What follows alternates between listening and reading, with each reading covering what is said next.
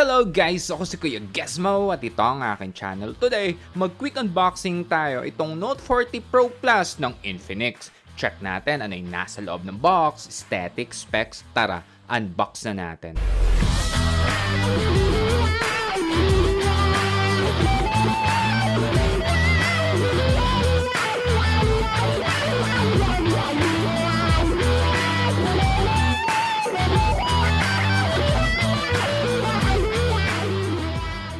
Bago sa unit, check muna natin ano ang nasa loob ng box. Sa ilalim ng box, sa loob, meron ditong manipis pa na box. Ito yung para sa 20 watts na wireless charging. Kasama rin itong dambuhalang user manual. Dito sa manipis na box, itong SIM ejector. Sticker. Itong freebie na phone case. Hard case ito guys. Dahil meron itong free na tempered glass, kaya meron itong cleaning kit before installation. So madali lang itong ikabit. Dito ako na lang din yung mismong nagkabit. Sa pinakaloob ng box, itong Type-C to Type-C cable. Ito na kasi ang nauuso ngayon sa medyo mahal na unit. At ang huli, itong power brick na ang pros, 100 watts na ang nandito. So nag-charging speed test ako dito, nag-start ako sa standard na 20%, na-full ito ng 35 minutes. Itong na-unbox natin, ito yung color na vintage green. Available din ito sa Obsidian Black at Racing Edition. Ganito ang appearance ng texture. Yung back panel design leather textured. Ako nagagandahan ako dito, mas hindi yan kapitan sa smudges at gas-gas. Yung likod na yan made of silicone polymer, tapos yung frame plastic lang din yan guys. Next, punta na tayo sa specs. Ang screen size nito ay 6.78 inch na Full HD Plus na AMOLED display na ang pros, curved edge screen na ang linagay dito. Mas magiging flagship yung feel. Pero sa iba na di fan ng curved edge ay cons ito. Pros ulit, 120Hz refresh rate na ang nandito. Pero pwede rin naman 60 or i-auto switch. Pros ulit, yung screen body to ratio mula sa chin hanggang upper part ay ramdam na manipis.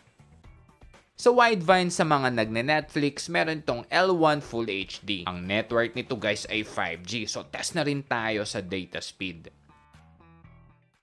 Ito'y supported ng OTG, supported din ng 5 GHz ng Wi-Fi, Android 14 version ang nandito. Ito'y supported ng NFC. Mag-NFC test na rin tayo dahil NFC ready itong Bluetooth speaker ko. Pag dinagay mo dito yung phone, dapat meron yan magno-notify. So ayan, legit nga. Sa selfie camera naman ay 32 megapixel. Ito yung sample ng picture. Itong na-unbox natin, ito yung 12256 na variant na sa ngayon, for sale ito ng 14,159 pesos sa Infinix official store. Yung 12GB RAM nito guys, meron niyang memory extension na +6, 9 at 12 na ang pros, yung flash memory nito ay UFS. Ang main shooter nito ay 108 megapixels sa 1440p nga lang. Yung LED flash ko ma-aesthetics ka, pros ito kasi meron yung RGB light effects. Okay din naman, masarap sa mata, pero sa iba, di naman big deal. Ito naman yung sample ng pictures. Meron tayo dito sa indoor, outdoor at low light.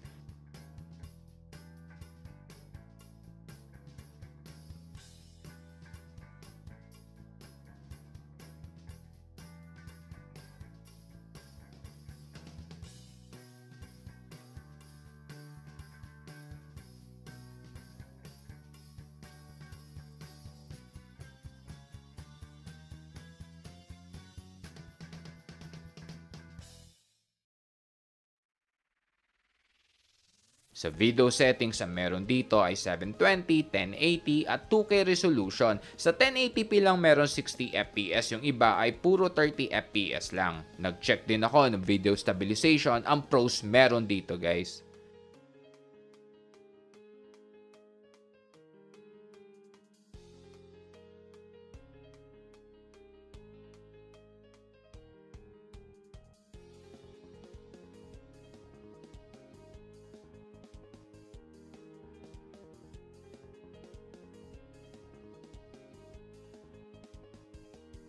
Yung video zoom at photo ay parehong hanggang 10 times.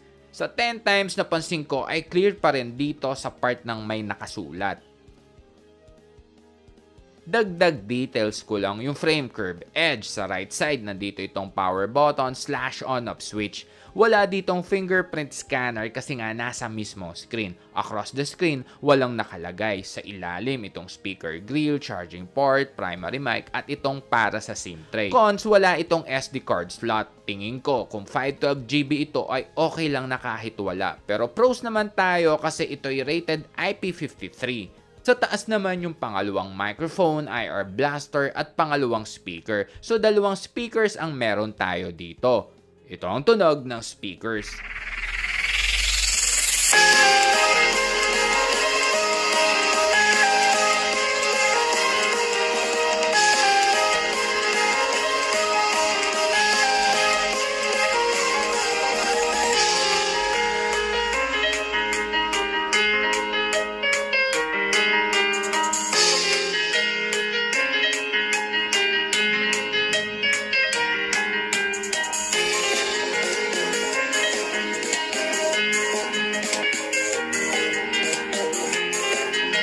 Napansin ko maganda ang speaker quality nito, balance yung bass at treble. Ang chipset nito ay Dimensity 725G na octa-core na ang performance score ay...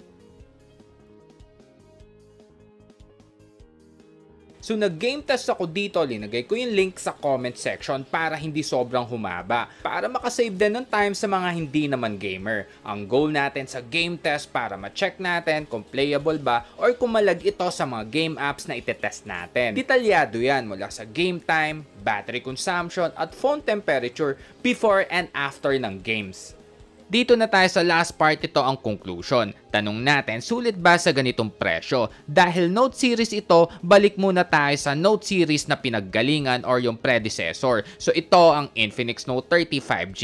Kung chipset or specs ang usapan, upgrade ito. Kasi yung Note 30, Dimensity 6085G chipset ang nandito. IPS display at 8GB RAM lang. Pero sa presyo, di magka-level kasi 9.5 to 10K ang presyo. So angat tayo sa mas mataas na version. Ito na nga yung Infinix Note 30 VIP. Ang SRP nun nung na-release ay nasa 14K din. Pero di hamak na mas maganda yon kasi Dimensity 8050 5G ang chipset. Sa camera, 108 megapixel pero 2160 pixel na. Sa Note 40 Pro Plus kasi ay nasa 1080p lang. Sa battery, lamang din ng VIP kasi 5,000 mAh versus 4,000 mAh ng 40 Pro Plus. Lamang lang yung 40 Pro Plus kasi 100 watts na. Pero 68 watts naman ang nasa VIP, mabilis din naman yan. Next, alis tayo sa Note series, punta naman tayo sa price range. Kung yung 14K plus ng Infinix Note 40 Pro Plus ay sulit ba? Tapos sabihin na natin, gusto mo kasi talaga ng curved screen kasi nga wala sa VIP.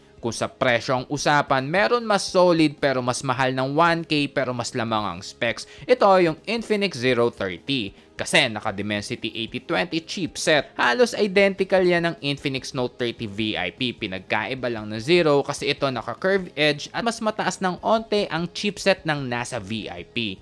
Alis tayo sa Infinix, punta naman tayo sa bago na model. Ito ang Tecno Common 30 Pro 5G. Ayan, di hamak na mas mataas ang specs kung kaya mo pa naman stretch yung budget mo. Kasi naka-Dimensity 8200 Ultimate, 5000 mAh, yung 50 megapixel niyan, wag mong ismolen kasi naka-Sony sensor at naka-2160p din. Mga option lang naman ito na pwede natin pag-isipan para mas masulit natin yung perang pinaghirapan natin.